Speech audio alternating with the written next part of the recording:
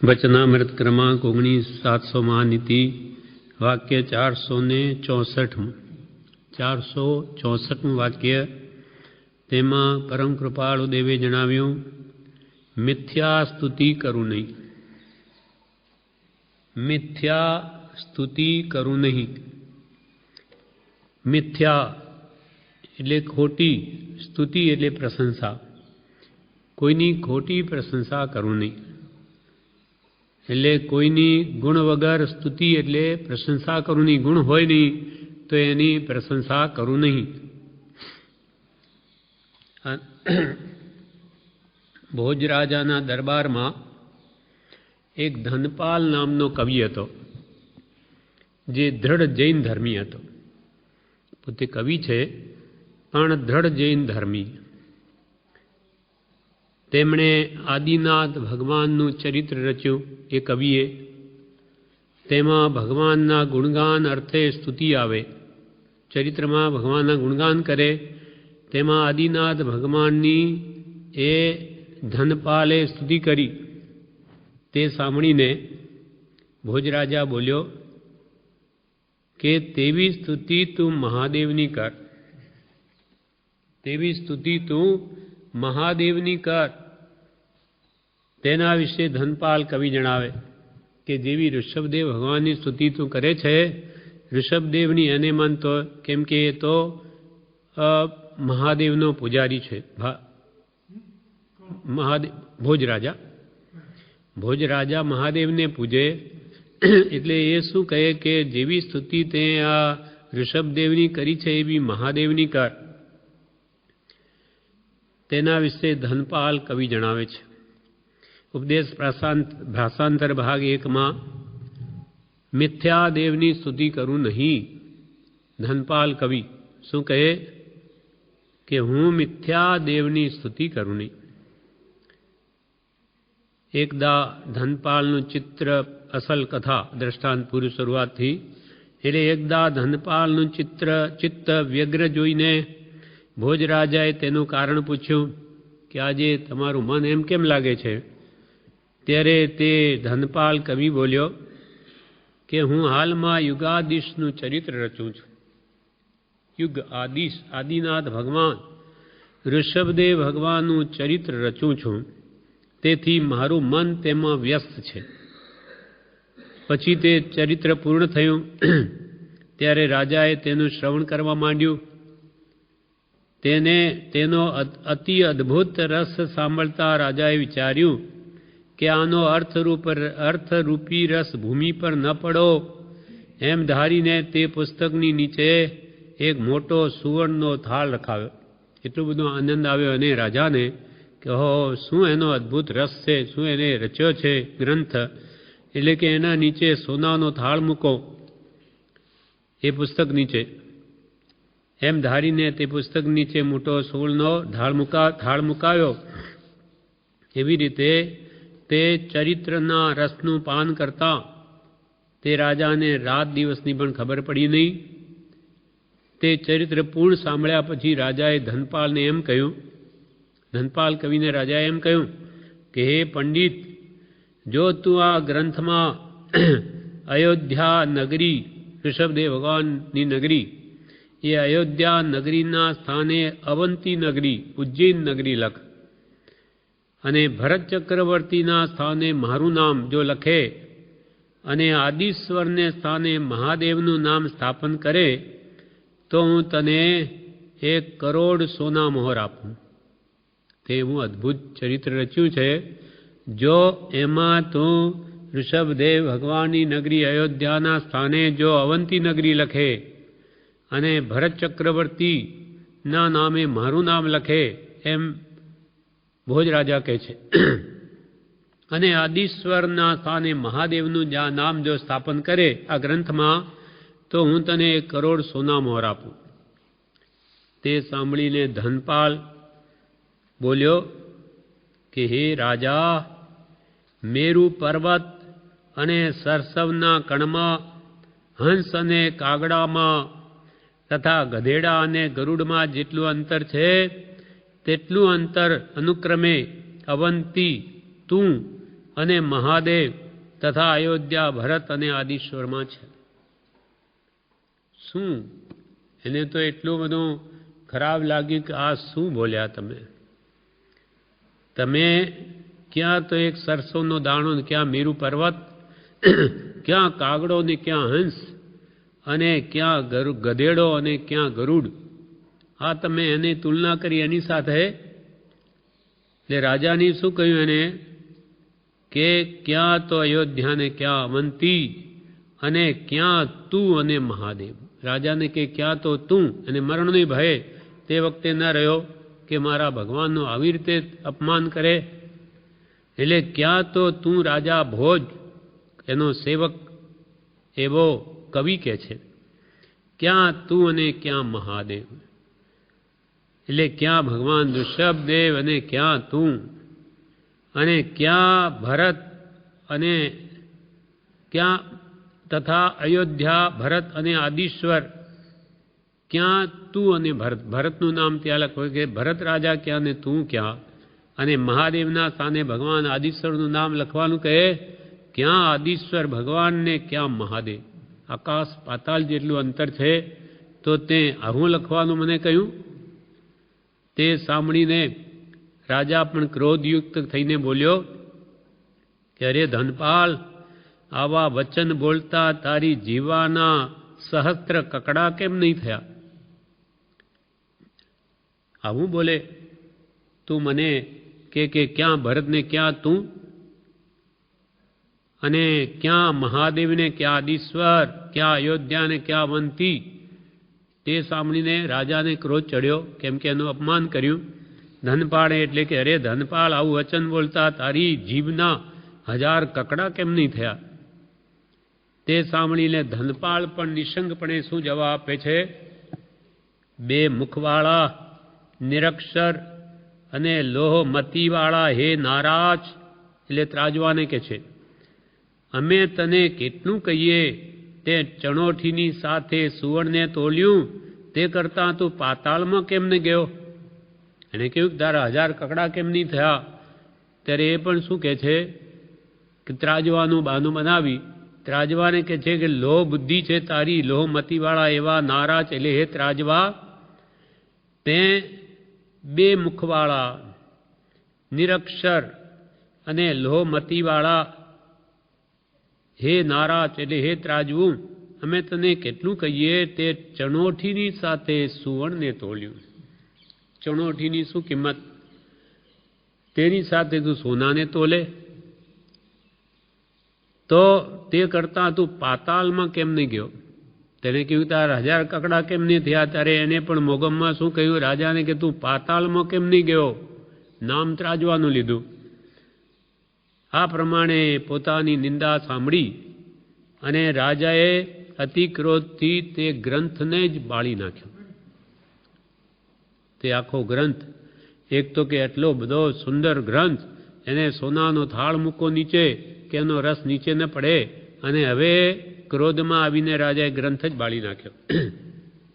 ધનપાલ રાજા પહેલાં તો જૈન ધર્મની દ્રઢ શ્રદ્ધાથી મારા ભગવાનનું એમ કહી દીધું, કરીને આમ બોલી તો લીધું. હવે ધનપાલ રાજાના ભયથી અને ગ્રંથના નાશથી ઉદ્વેગ પામી શોક સહિત ઘેર આવ્યો. ત્યાં તેની તિલક મંજરી નામની પુત્રીએ પૂછ્યું. ધનપાલ કવિની એક દીકરી છે, તેનું નામ તિલક મંજરી. એણે પિતાને પૂછ્યું કે હે પિતા, તમે આજ શોકાતુર કેમ દેખાઓ છો? ત્યારે પંડિતે તેને સર્વવૃત્તાંત કહ્યું. ત્યારે પુત્રી તિલક મંજરી બોલી કે હે પિતા, ફિકર કરો નહીં, મારે મુખે તે આખો ગ્રંથ છે, આપ લખી લો. આપે જે લખ્યો ને આખો મને મોઢે છે. પહેલાં તો બધા શાસ્ત્રો બધા મોઢે રાખતા, તો કે એ ગ્રંથ આખો મને મોઢે છે, લખી લો. તે સાંભળી હર્ષ પામી પંડિતે તે ગ્રંથ લખી લીધો, અને પુત્રીના નામની યાદગારી માટે તે ગ્રંથનું નામ જ તિલક મંજરી રાખ્યું. પછી રાજાના ભયથી, હવે કે રાજા વાજાને વાનરા, એના શું ભરોસા? એ તો કાલે કે ફાંસી ચડાવો એમ કહી દે. એટલે પછી રાજાના ભયથી ધનપાલ કવિ પોતાના કુટુંબ સહિત એ ગામ છોડી અને બીજે ગામે જતો રહ્યો. હવે શું થયું? હવે એકવાર ભુજ રાજાની સભામાં કોઈ પંડિતે આવી સર્વ વિદ્વાનોનો પરાજય કર્યો. વિદ્વાન ખરેખર તો આ હતો ધનપાલ. હવે એ ચાલ્યો ગયો એટલે ત્યાં બીજો પંડિત આવીને બધા વિદ્વાનોને હરાવી દીધા.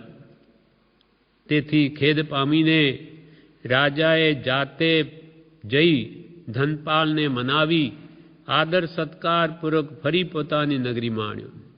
કેમ કે ત્યાં તો કોઈ પંડિત છે નહીં, બધાને હરાવી દીધા. અને જેવો પાછો આદર સત્કારથી ધનપાલને લાવ્યા કે ધનપાલને આવેલો સાંભળતા જ તે વિદેશી પંડિત ભય પામીને રાત્રિને સમય જ ગુપ્ત રીતે નાસી ગયો. હવે ધનપાલ પાછો અહીંયા આવી ગયો એટલે રાતોરાત નીકળી ગયો. લોકમાં જૈન ધર્મની ઘણી પ્રશંસા થઈ. ધનપાલ રાજાની પાસે સુખેથી રહ્યો. રાજાની પાસે હવે ધનપાલ કવિ અને ધર્મનું આરાધન કરી અંતે સ્વર્ગે ગયો. દ્રવ્યથી મિથ્યાત્વીઓની નો પરિચય છતાં, હવે આમ તો બધા મિથ્યાત્વીઓ હતા રાજા, કેમ કે મહાદેવને માને. આવા મિથ્યાત્વીઓનો પરિચય છતાં પણ ભાવથી પાપ સંગના નાશની સ્પૃહાવાળા ધનપાલે સર્વદોષ રહિત સમકિતને દ્રઢ ધારણ કર્યું. એટલે દ્રવ્યથી તો મિથ્યાત્વીઓની વચમાં હતો જ, છતાં પણ પાપ સંગના નાશની એવો સ્પૃહાવાળો ધનપાલ કવિ તે સર્વદોષથી રહિત એવા સમકિતને દ્રઢ ધારણ કરીને રાખ્યું. રાજાનું પણ ભય નહીં ગણ્યો કે જે થવાનું એ તથા મારા ભગવાનની આવી અપસ્તુતિ અથવા આવું એનાથી સંભળાયું પણ નહીં કે તું શાના સાથે તોલે છે ભગવાનને, મહાદેવ સાથે. ઉમાપતિ મહાદેવ કી જય. જે સ્ત્રીઓને સાથે રાખે અને આ તો વિતરાગ પરમાત્મા છે, તું કોની સાથે તોલે છે? એમ કૃપાળદેવ અહીંયા વાક્ય શું લખ્યું છે? મિથ્યા સ્તુતિ કરું નહીં. મિથ્યા ખોટી કોઈની પ્રશંસા કરું નહીં. ભોજ રાજાએ ખોટી પ્રશંસા કરી મહાદેવની કે પોતાની, તે યોગ્ય નથી. એટલે મરણાંત ભયને પણ ગણ્યા વિના રાજાના કહેવાથી મિથ્યા દેવની સ્તુતિ ધનપાળે કરી નહીં, તેમ સમકિતને દ્રઢ કરવા પ્રયત્ન કરવો. સમકિતને મલિન થવા ન દેવું. સાચા દેવ અરિહંત, સાચા ગુરુ નિર્ગ્રંથ, સાચો ધર્મ કેવલી પ્રરૂપિત અહિંસા પરમો ધર્મ, એમાં કદી પણ ન્યૂનતા ન લાવવી. શ્રદ્ધા દ્રઢપણે રાખવી દેવગુરુ ધર્મની. તે વ્યવહાર સમકિત છે અને વ્યવહાર સમકિત આવ્યા વિના નિશ્ચય સમકિત કદી ના આવે. સાચા દેવગુરુ ધર્મ પ્રત્યે યથા શ્રદ્ધા ન હોય તો એને આત્મજ્ઞાન કદી ન થાય. એટલે કે છે સમકિતને કદી મલિન થવા ન દેવું અને મિથ્યા દેવ કે કોઈ પણ મનુષ્યની સ્તુતિ કરવી. મિથ્યાત્વમાં છે એની કોઈ જાતની પ્રશંસા કરવી નહીં. હવે વાક્ય 465. ખોટા દેવ સ્થાપવું નહીં. પોતાના ઘરમાં આવા મિથ્યાત્વી દેવોની સ્થાપના કરવું નહીં. ખોટા દેવ સ્થાપવું નહીં. કેમ કે દેવ તો વિતરાગ છે. ખરેખર આ દેવ કોણ? વીતરાગ. વીતરાગ સમો દેવો ન ભૂતો ન ભવિષ્યતિ. ભૂતકાળમાં કોઈ વિતરાગ ભગવાન સમાન કોઈ દેવ થયો નથી અને ભવિષ્યમાં થવાનો નથી. કેમ કે વિતરાગ પરમાત્મા સંપૂર્ણ રાગ દ્વેષ અજ્ઞાનથી રહિત છે.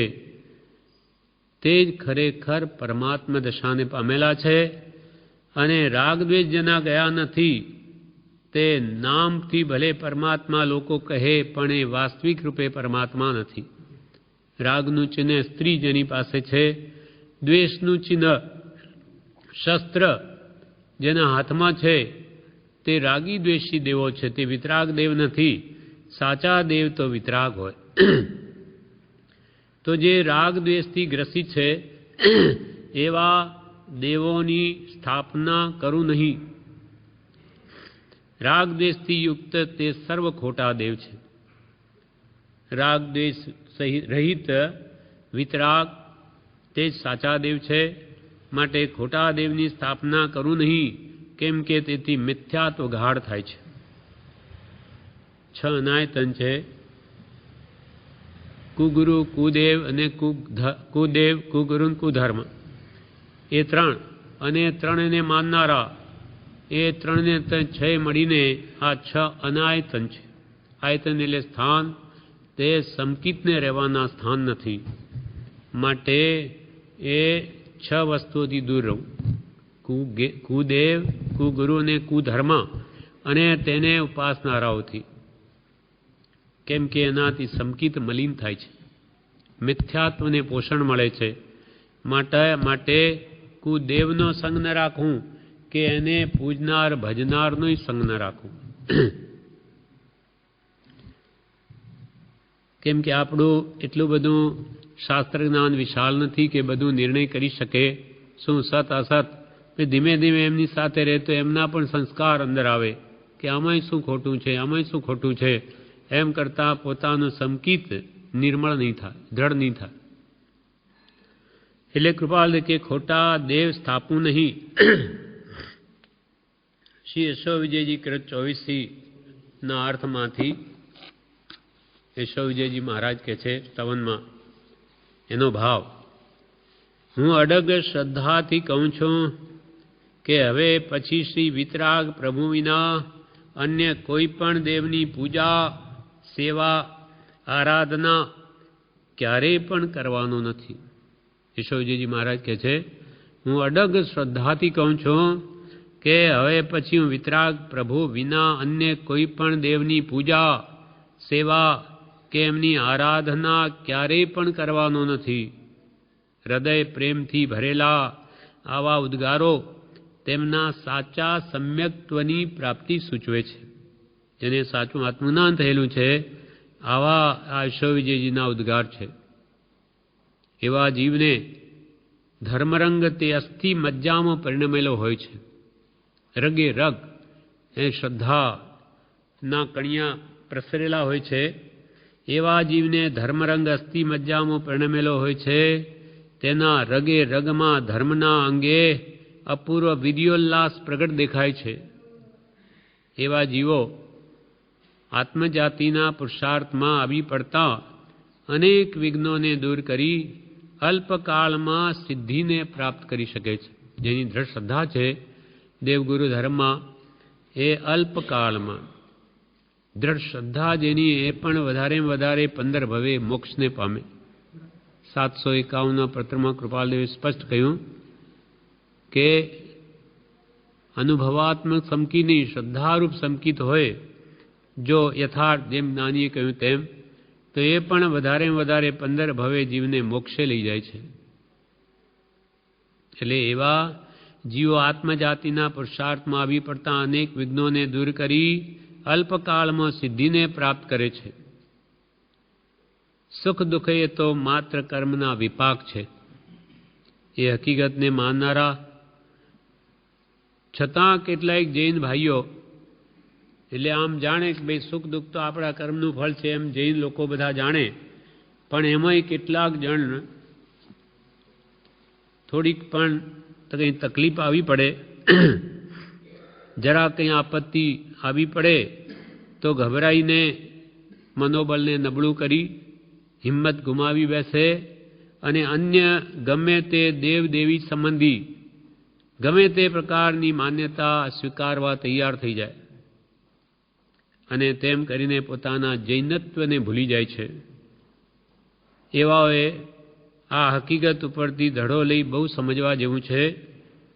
આવે વખતે માત્ર એટલું જ ધ્યાનમાં રાખવું જોઈએ કે જો પુણ્યદેહ હશે તો કાંઈ પણ કષ્ટ આવવા સમર્થ નથી. જો આપણા પુણ્યનો ઉદય હશે તો કોઈ પણ દુઃખ ન આવે, કોઈ પણ દુઃખ આપવા સમર્થ નથી.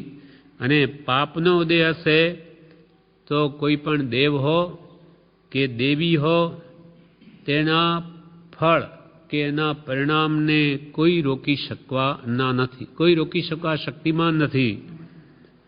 નહીં તો ભગવાનનો સિદ્ધાંત ખોટો પડે. ભગવાન મહાવીર તો એમ કે તમારા કર્મ પ્રમાણે જ બધું થશે. પણ આ જીવ કે નહીં, મારા દેવી દેવતા મારું દુઃખ લઈ લેશે. તો પછી ભગવાન મહાવીરની વાણી મિથ્યા થઈ. એટલે જે કંઈ પણ આપણા કર્મ અનુસાર જ થાય છે. ભગવાન કોઈનું દુઃખ લેતાય નથી અને કોઈને સુખ આપતાય નથી. એ તો એના નિમિત્તે આપણો આત્મા આપણા સ્વરૂપનું ભાન થાય છે અને પોતાના કર્મનો એનું લક્ષ્ય થાય છે, આદર્શ કે હો ભગવાને શું કર્યું તો કે સર્વ કર્મ નિર્જરાવી પોતાની શુદ્ધ અવસ્થા પ્રાપ્ત કરી. એ એનાથી આપણને ભાન થાય. બાકી ભગવાન કાંઈ ન કરે. અને ભગવાનને આવા જ કામ કરવા હોય તો એમાં દુઃખી થઈ જાય. કેટલાના મગજમાં રાખવા, એને પાપનું ફળ આપવું ને એને પુણ્યના ફળ આપવા, અથવા મારો ભક્ત છે માટે તુષ્ટમાન થઈને એનું કામ કાઢી નાખું, આ મારો ભક્ત નથી માટે એને દુઃખી કરું.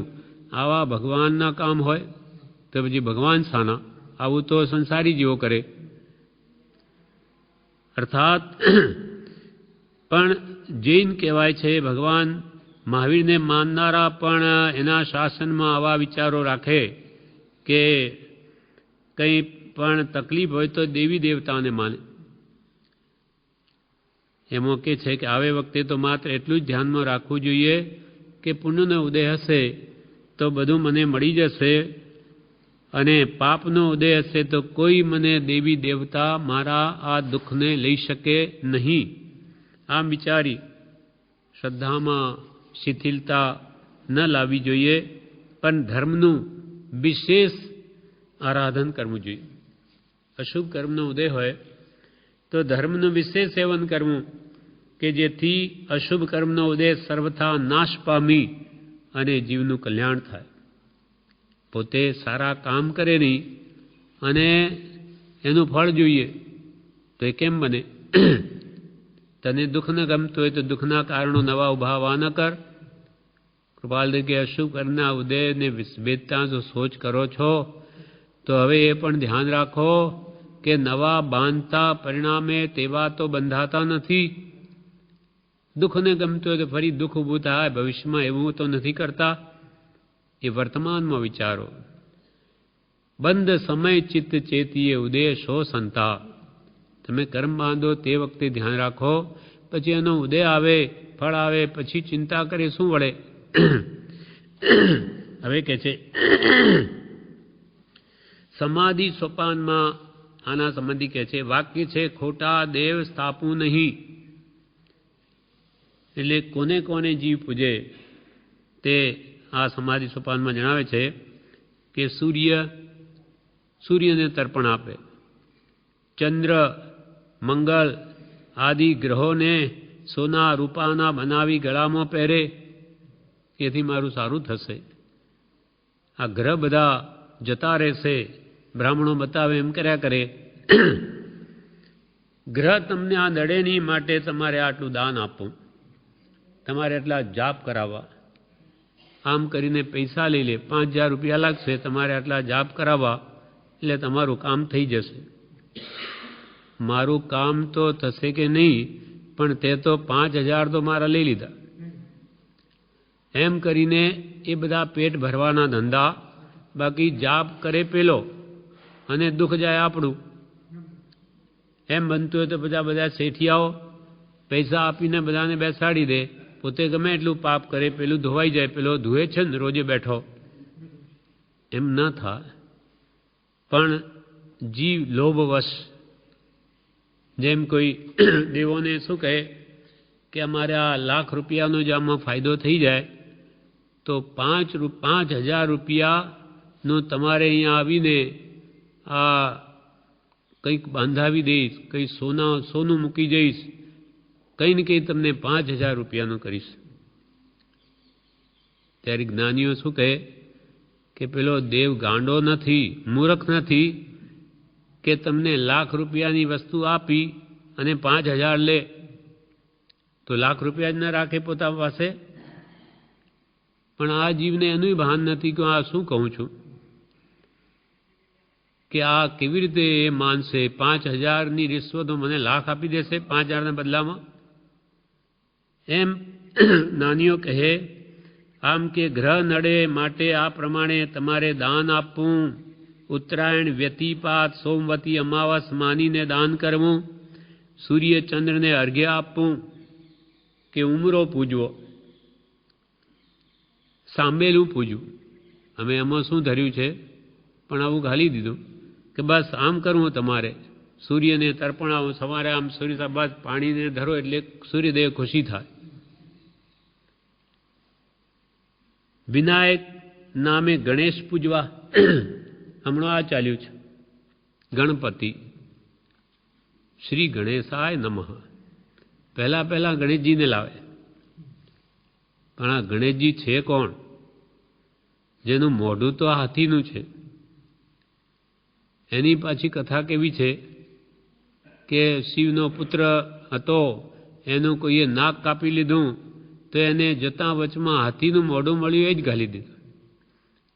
હવે એટલું એને ભાન નહીં શિવજીને કે આ માણસ છે કે આ જાનવર છે. એને હાથીનું મોઢું ચોંટાડી દીધું અને પાછા દેવ માને. કોઈ અજ્ઞાનતાનો પાર નથી, ગાઢ મિથ્યાત્વનું આ ફળ છે. અને એ હોય તો કે આપણું બધું ભલું થાય. એમ કેટલી વિપરીત માન્યતાઓ વિશ્વમાં ચાલે છે. એટલે વિનાયક નામે ગણેશ પૂજવા, દીવાની જ્યોત પૂજવી. પારસીઓમાં ભગવાન કોણ? દીવો. દીવાની જ્યોત હંમેશા ચાલુ રહે એને ભગવાન માને, અગ્નિ. એમ દીવાની જ્યોત પૂજવી, દેવની બાધા રાખવી.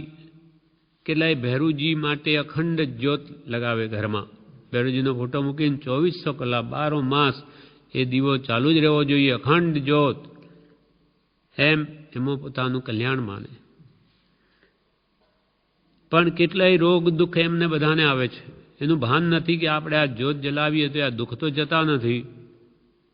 પણ પછી એવો ભય પેસી જાય કે હવે આ જો બંધ કર્યું તો હજુ શું થશે. હાથે કરીને પગમાં કુવાડો મારે આ દુઃખ મોળ લે છે. એમ દેવની બાધા રાખવી, જટા કે ચોટલી રાખવી. હવે દેવોને આ તમારી જટાને શું કરવી છે? જટા કે ચોટલી રાખવી. દેવતાને ભેટ મૂકવાના કરારથી પોતાના સંતાન જીવશે માનવું કે ભાઈ આપણે દેવોને ત્યાં આટલી ભેટ મૂકીશું તો જ આપણા સંતાન જીવતા રહે. જાણે કંઈ આયુષ્ય વધારવું હોય દેવોના જ હાથમાં હોય. છોકરા દેવે આપ્યા એમ માનવું. પોતાના પુણ્ય બળે પુત્રનો જન્મ થાય જે ઋણાનુબંધ હોય તો એમાં કે મને તો આ દેવની માન્યતા કરીને એટલે જ આ પુત્ર આપ્યો. છોકરા દેવે આપ્યા એમ માનવું.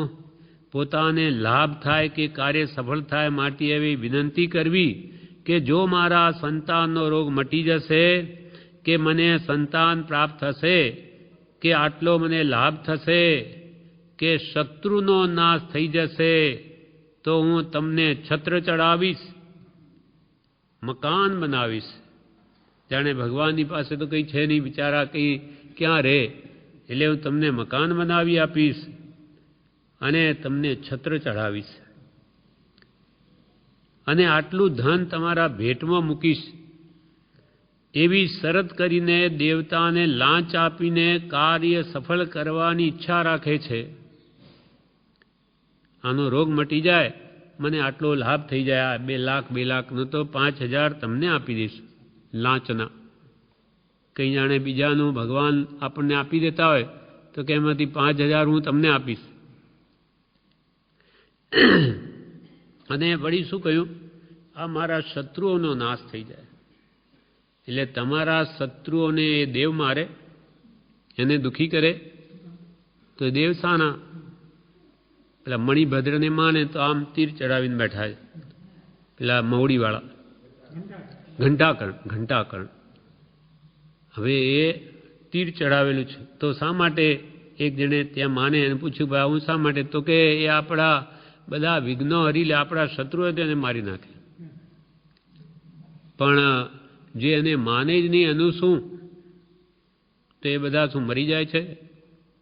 એમના બધા શત્રુઓ જ હોય છે. અને જે એને માને એનું બધું ભલું જ કરતા હોય તો એમને ત્યાં તો કદી દુઃખ આવે જ નહીં.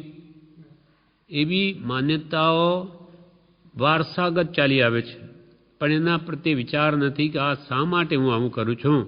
અને જે નથી કરતા, મુસલમાન જેવા તો માનતા જ નથી, તો એમની પાસે લાખો ને કરોડો કેમ છે?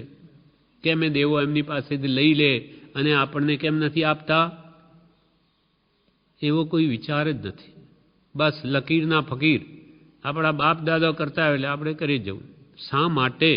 અને ન કરીએ તો એમાં શું હાનિ થઈ જવાની છે? ને આવા સાચા વિતરાગ દેવને માનવામાં બાદ શું છે? દેવોને પૂજે. દેવો જે શાસન દેવતાઓ છે એ તો ભગવાન તીર્થંકરોના સેવક છે.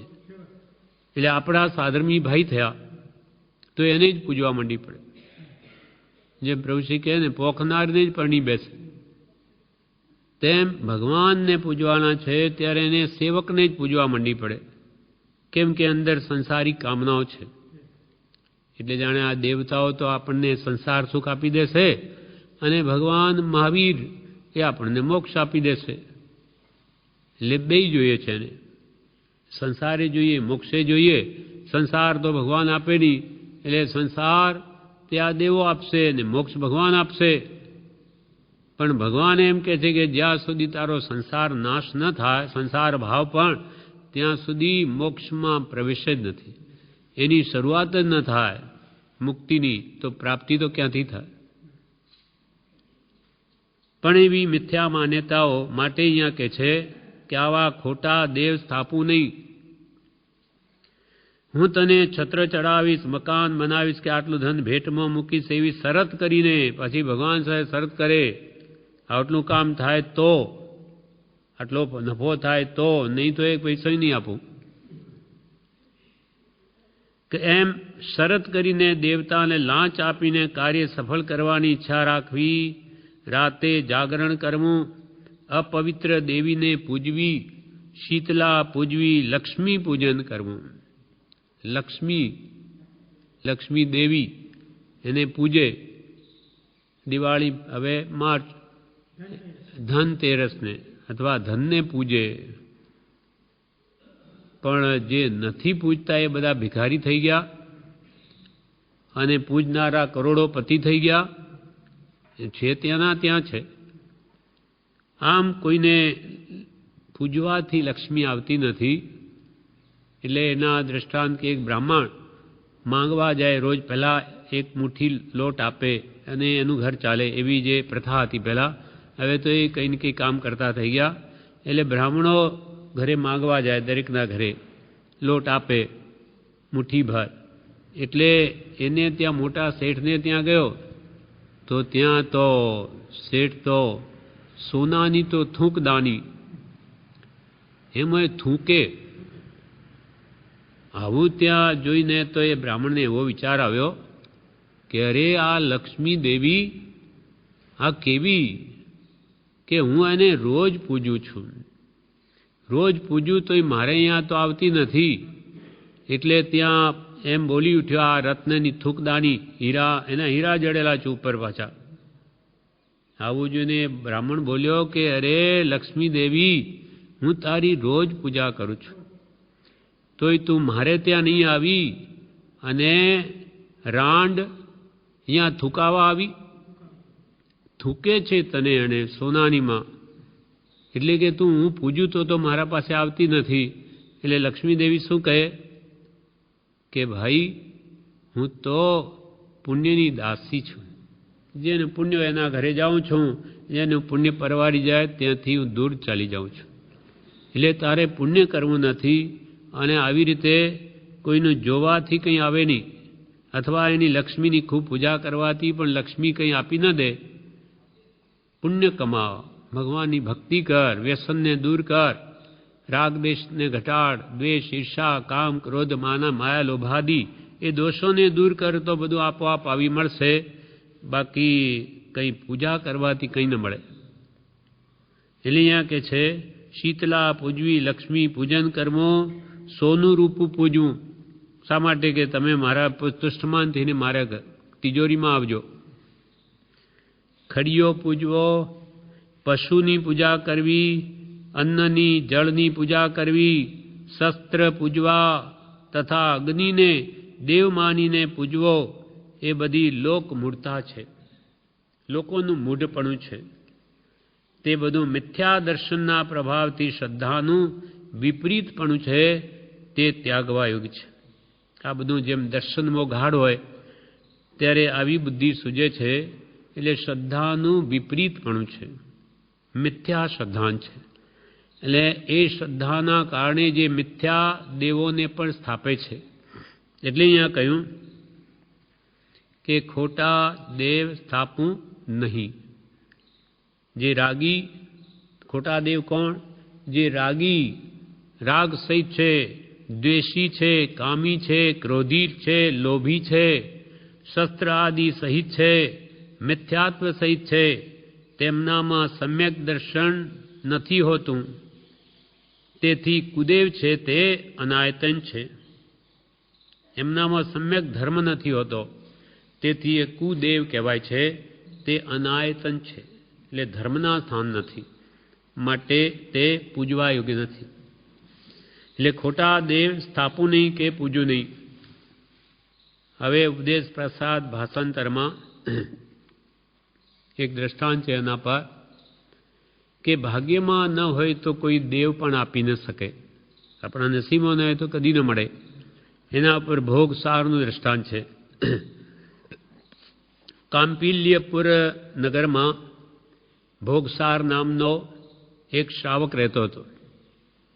તે 12 વ્રતને ધારણ કરનાર હતો. તેણે શ્રી શાંતિનાથ ભગવાનનો પ્રસાદ કરાવ્યો હતો, મંદિર બંધાવ્યું હતું એણે શાંતિનાથ ભગવાનનું. ત્યાં હંમેશા એ નિષ્કામ ભાવથી ભગવાનની 3 કાળ ભક્તિપૂર્વક પૂજા કરતો. સવાર, બપોર, સાંજ મંદિરમાં જઈ અને એ પોતાના શાંતિનાથ ભગવાનના મંદિરમાં એ શ્રાવક પૂજા કરતો, ભક્તિ કરતો. હવે એકદા તેની સ્ત્રી આયુષ્ય પૂર્ણ થયે મૃત્યુ પામી, પત્ની મરી ગઈ. ત્યારે તે સ્ત્રી વિના ઘરનો નિર્વાહ ચાલશે નહીં એમ માની તે બીજી સ્ત્રી પરણ્યો. શેઠ બીજી સ્ત્રી પરણ્યો. તે સ્ત્રી સ્વભાવે અતિ ચપલ હતી, તેથી ગુપ્ત રીતે ધન એકઠું કરીને જુદી ગાંઠ કરવા લાગી અને પોતાની ઈચ્છા પ્રમાણે ખાવા પીવા લાગી. બીજી સ્ત્રીને શેઠ પરણ્યો એટલે ગુપ્ત રીતે ધન ભેગું કરી અને પોતાનું જુદું જ લેવા માંડી અને પોતે ખાવા પીવામાં ઈચ્છા પ્રમાણે વર્તવા લાગી. એટલે અનુક્રમે શ્રેષ્ઠીનું સર્વ ધન નાશ પામ્યું. તેથી તે શેઠ બીજા ગામમાં જઈને રહ્યો, પણ બંને પ્રકારની જીન પૂજાને કદી ભૂલતો નહીં. સવાર સાંજ ભક્તિ, સત્સંગ, આરાધનાને ભલેને આ નિર્ધન થઈ ગયો તો પણ એ આરાધનાને છોડતો નથી. તેમાં પણ ભાવ પૂજા તો હંમેશા ત્રિકાળ કરતો. હવે એકદા તેની સ્ત્રીએ તથા બીજા લોકો પણ એને એમ કહ્યું કે હે શેઠ, નિગ્રહ કે અનુગ્રહ રૂપ ફળને નહીં આપનાર એવા વિતરાગ દેવને તમે શા માટે ભજો છો? શેઠને એમ કહ્યું બીજા માણસોએ કે આ તમારા દેવ કેવા વિતરાગ, એ તો ન તો નિગ્રહ કરે, એટલે ન તો કોઈ તમારા શત્રુને મારે, દૂર કરે, અને ન તમારા પર અનુગ્રહ કરે, ન કોઈ કૃપા કરીને આપે. તો આવા વિતરાગ ફળને માનવાની તમને લાભ છો? હે શ્રેષ્ઠી, નિગ્રહ કે અનુગ્રહ રૂપ ફળને નહીં આપનાર એવા વિતરાગ દેવને તમે શા માટે ભજો છો? તેની ભક્તિ કરવાથી તો ઉલટું તમને પ્રત્યક્ષ દારિદ્ર્ય પ્રાપ્ત થયું. તમે લ્યો આ વિતરાગ ભગવાનમાં શું કાઢ્યું? તમારું બધું ગયું કે નહીં? તમને ગરીબી આવી કે નહીં? માટે હનુમાન, ગણપતિ, ચંડિકા, ક્ષેત્રપાલ વગેરે દેવોની સેવા કરો કે જેથી તેઓ પ્રસન્ન થઈને તત્કાળ તમને ઈચ્છિત આપે. તમને વિતરાગ દેવે શું આપ્યું? માટે કે હનુમાનની ભક્તિ કરો, ગણપતિની કરો, ચંડિકાની કરો, ક્ષેત્રપાલ વગેરે દેવોની સેવા કરો કે જેથી એ પ્રસન્ન થઈને તમને તત્કાળ તમારું ઈચ્છિત પૂર્ણ કરે. આ પ્રમાણે સાંભળી શેઠે એમ વિચાર્યું કે અહો, આ લોકો પરમાર્થના સાવ અજાણ છે અને મોહરૂપી મદિરાનું પાન કરીને રહેલા હોવાથી ગમે તેમ બોલે છે. કે આ લોકો કેવા છે જગતવાસીઓ, એને કંઈ પરમાર્થની કાંઈ ખબર નથી અને માત્ર મોહરૂપી દારૂ પીને મત્ત બનેલા ગમે તેમ બોલે છે. પૂર્વ જન્મમાં ન્યૂન પુણ્ય કરીને આ જન્મમાં સંપૂર્ણ પુણ્યનું ફળ ભોગવવાની સ્પૃહા કરે છે. આગલા બોમમાં સારા પુણ્ય તો કર્યા નહીં અને આ બોમમાં હવે બધું ફળ જોઈએ છે ને એનું. પૂર્વ જન્મના ન્યૂન પુણ્ય કરીને આ જન્મમાં સંપૂર્ણ પુણ્યનું ફળ ભોગવવાની સ્પૃહા કરે છે. તે સર્વ મિથ્યાત્મની મૂઢતાનું ચેષ્ટિ છે. આ બધા મિથ્યાત્વીઓ છે, માટે આની આ વર્તના એવી મૂઢ જેવી છે. અહીં હનુમાન, ગણેશ વગેરે દેવો શું ન્યાલ કરી દે છે કે ભાઈ જે હનુમાનને માને એ તો બધા કરોડપતિ થઈ ગયા, કે આ ગણપતિને માને એ તો બધા નિહાલ થઈ ગયા, એને તો બધું દાળીદર ચાલી ગયું. શું એવું દેખાય છે? અહીં હનુમાન, ગણેશ વગેરે દેવો શું નિહાલ કરી દે છે? જેવું વાવીએ તેવું જ લણાય છે. તેમાં કોઈનો દોષ નથી. મારે આ જે સંપત્તિ ચાલી ગઈ એ મારા પૂર્વના પાપના ઉદયનું ફળ છે, એમાં કોઈ શું કરી શકે? એટલે જેવું વાવીએ તેવું લણાય છે. તમે આંબો વાવો તો કેરી જ આવશે, પણ તમે વાવો તો બાવળીઓ અને પછી ઈચ્છા રાખો આંબાની, કેરીની, એ ક્યાંથી મળે? બાવળીઓ વાવો તો કાંટા જ આવે, એને કંઈ આના આવે કેરીઓ. એમ તમે પાપ કરો અને તમારે પુણ્યનું ફળ જોઈએ, એ કેમ બને? અને આંબો વાવો તો કાંટા ના આવે, આંબો જ આવશે.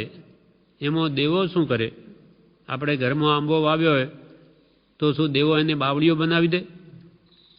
એમ મારા પુણ્ય હશે તો મને મળવાનું છે, અને મારા પાપનો ઉદય હશે તો દેવો શું કરવાના છે? કેમ કે પોતે જ કર્મને આધીન છે. જો પોતે જ સર્વશક્તિમાન હોય તો પોતે જ સદા સુખી રહે, બધું પોતે જ મેળવી લે, અથવા પોતાને કદી દુઃખ આવે નહીં તો એ દેવોને વળી ભય શું? એમને શસ્ત્ર રાખવાની શી જરૂર છે?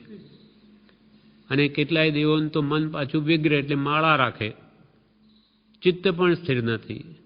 તો આવા દેવો આપણું શું ચિત્ત સ્થિર કરવાના હતા? આપણા શું દ્વેષ ભાવો કાઢવાના હતા? અને રાગ રૂપે સ્ત્રીને પાસે રાખે તો એ તો સંસારી જીવોને બધાને છે. તો પછી બધા સંસારીઓ જ ભગવાન બની ગયા, એને માનવાની વળી શી જરૂર છે? પણ આપણે રાગી છીએ, દ્વેષી છીએ, માટે આપણી પાસે શસ્ત્ર હોય કે સ્ત્રી હોય કે ભય છે, એ બધું નિવારવા માટે આપણે દેવોની પૂજા કરીએ છીએ, વિતરાગ દેવની, કે ભગવંત મને નિર્ભય બનાવો, ભગવાન મને બીત રાગ બનાવો, કે ભગવાન મને બીત દ્વેષ બનાવો. રાગ દ્વેષ મારા સંપૂર્ણ નાશ પામે એવું આપનું જે સ્વરૂપ છે તેવું મને પ્રાપ્ત થાવ, એના માટે ભજીએ છે. બાકી આવા રાગી દ્વેષી દેવોને ભજીને આપણો રાગ દ્વેષ થોડાય વધારવાનો છે? એ તો વધેલા જ છે, એમાં શું વધારો કરવાનો? એટલે અહીંયા કે છે મિથ્યાત્વમાં મગ્ન થયેલા મૂઢ પુરુષોને ધિક્કાર છે. એટલે એમાં કહ્યું કે જેવું વાવીએ તેવું જ લણાય છે, તેમાં કોઈનો દોષ નથી. પરંતુ સંસારના દુઃખોનું વિસ્મરણ કરવા માટે પરમાત્માનું સ્મરણ અહોનિશ કરીએ છીએ. તો કે ભગવાનનું તમે શા માટે ભક્તિ સ્મરણ કરો? તો કે અમે દુઃખી છીએ આ રાગ દ્વેષથી, એટલે ભગવાનની ભક્તિ કરીએ ત્યાં સુધી અમારો આત્મા સંસાર ભાવને ભૂલી જાય છે, સંસારનું વિસ્મરણ થાય છે, એટલે અમારો આત્મા શાંતિ અનુભવે છે. તો એ સંસારના દુઃખોને ભૂલવા માટે, વિસ્મરણ કરવા માટે અમે પરમાત્માનું સ્મરણ રાત દિવસ કરીએ છીએ. સંસાર તો દુઃખથી જ ભરેલો છે, પણ એનો ભૂલાવો થાય એવું ભગવાનનું ચરિત્ર છે. અત્યંત આનંદમય, રાગ દેશથી રહિત, માટે એનું નિરંતર સ્મરણ કરીએ છીએ. કેમ કે વિતરાગના ગુણો સાંભળ્યા વિના સંસારનો કોઈ દિવસ મોહ નાશ નહીં પામે. મિથ્યાત્મ મગ્ન થયેલા મૂઢ પુરુષોને ધિક્કાર છે કે જેઓ સાંસારિક ઈચ્છા પૂર્ણ કરવા માટે પ્રથમ અથવા પૂર્ણ થયા પછી પરમાત્માની સ્તુતિમાં વાક્યો વડે, પરમાત્માની સ્તુતિના વાક્યો વડે સ્તુતિ કરે છે. એટલે મિથ્યાત્વી લોકો પોતાની ઈચ્છાને પૂર્ણ કરવા માટે એ પરમાત્માની સ્તુતિ આવી રીતે કરે છે કે હો આ ભગવાન સત્ય છે કે તેણે મારું કાર્ય તરત પાર પાડ્યું. જો મારું કામ કરી લીધું આ ભગવાને. મારા પુત્ર પુત્રીના વિવાદિક સંબંધો ક્યાંથી પણ લાવીને મેળવી આપ્યા. જો આ ભગવાન કેવા. મારા છોકરા છોકરીના લગ્ન નહોતા થતા અને જો ગમે ત્યાંથી એ મેળવીને જો મારું કામ કાઢી નાખ્યું. મૂર્તિઓ મેળવી આપ્યો ગમે ત્યાંથી ભગવાને, બધું ભગવાન પર થોવી દે. મારા પુત્ર પુત્રીના વિવાદિક સંબંધો ક્યાંથી પણ લાવીને મેળવી આપ્યા. વળી કેટલાક તો એમ પણ બોલે છે કે પરમેશ્વરે આ યુદ્ધમાં મને મોટો યશ આપ્યો. પરમેશ્વરે શત્રુઓને મારી નાખ્યા માટે હું જીતી ગયો, એમ પણ ભગવાન ઉપર લગાડે. ભગવાન મારે અને તમને જીતાવા બીજાને. પરમેશ્વરી કેટલાક તો એમ બોલે છે કે પરમેશ્વરે આ યુદ્ધમાં મને મોટો યશ આપ્યો યુદ્ધમાં ઇત્યાદિ પોતપોતાના સાંસારિક કાર્યોમાં મિથ્યા પ્રભુનો પ્રયત્ન માને છે. આમ વિચારીને શ્રેષ્ઠીએ પોતાના મનમાં જરા પણ અણગમો ધારણ કર્યો નહીં. માટે ધનાદિ ઈચ્છાએ ખોટા દેવની કદી સ્થાપના કરું નહીં, કે ખોટા દેવોને પૂજ્યું નહીં. એમ જે દ્રઢ ધર્મી એવા શાવક હતા, ભલે ને બધું ધન બધું ચાલી ગયું તો પણ કે એ તો મારા કર્મનું ફળ છે. બીજા કે આ દેવોને માનો, ફલાણાને માનો, તો કે કોઈને નહીં. કોઈ દેવો કોને નિહાલ કરી દીધા. અને જે એ દેવોને બિલકુલ માનતા નથી તેનો પાસે કરોડો અબજો રૂપિયા છે. એમ કેમ? એનાથી નથી. ભગવાન તીર્થંકર કહે છે કે જે કંઈ પણ થઈ રહ્યું છે તે પોતાના જ પાપ કે પુણ્યના ઉદયનું ફળ છે. એમાં ભગવાન કંઈ નહીં કરી શકે. તમારે સુખ જોઈતું હોય તો સારા કામ કરો, ભક્તિ કરો, સત્સંગ કરો, તો તે પુણ્યના ઉદય બધું મળી આવશે. પણ તમે કરો પાપના કામ અને દેવ પાસે બધું એનું ફળ માંગો, એ કદી ન મળે. આ પ્રમાણે વાક્ય 464 પૂરું થયું. વિશેષ આપણે આવતીકાલે લઈશું. 465 વાક્ય પૂરું થયું. વિશેષ આવતીકાલે.